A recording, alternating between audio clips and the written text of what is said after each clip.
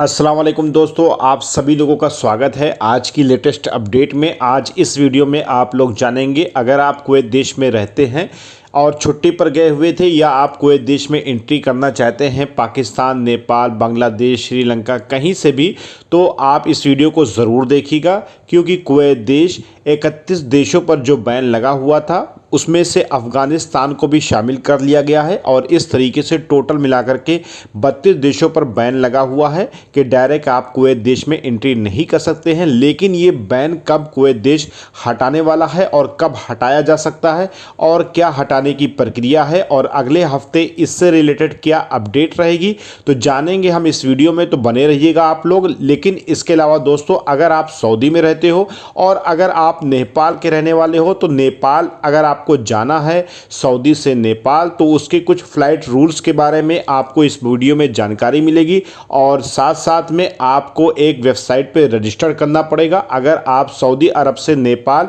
या किसी भी गल्फ कंट्री से नेपाल जा रहे हैं तो वो चीज़ आपके लिए रजिस्टर होना बहुत ही ज़रूरी है। तो वीडियो के साथ आप लोग बने रहिएगा। वीडियो अच्छी लगेगी तो लाइक और चैनल को ज़रूर सब्सक्राइब कर दीजिएगा। चलिए जानते हैं कुवैत देश के हवाले से जो अपडेट निकल करके आ रही है, फिर आपको सऊदी से और नेपाल से आपको अपडेट मिलेगी।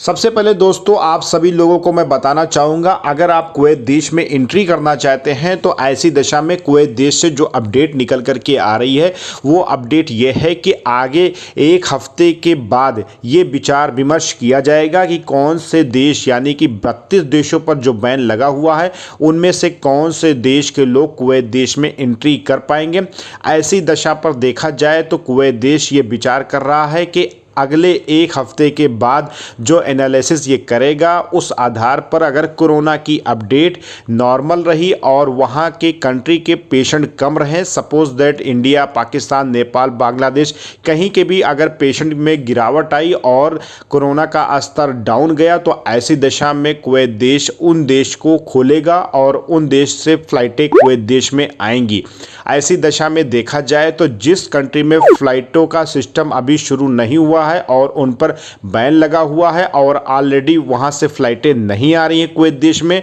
और कोरोना की भी महामारी बहुत ज़्यादा है, तो आने वाले फ्यूचर में कोरोना को मद्देनज़र रखते हुए वो देशों से कुवैत देश में एंट्री को लेकर के एक बहुत बड़ी समस्या बनी रहेगी। ऐसी दशा में देखा जाए तो वहां पर बैन हटेगा नहीं हटेगा इसकी पुष्टि मैं इस वीडियो में नहीं कर सकता क्योंकि इसकी अपडेट आना एक हफ्ते के बाद है और जैसे विचार विमर्श किया जा रहा है कि कोरोना की अपडेट के आधार पर ही 32 देशों में से बैन हटाया जाएगा, तो ये अपडेट आते ही आप लोगों को अपडेट कर दी जाएगी।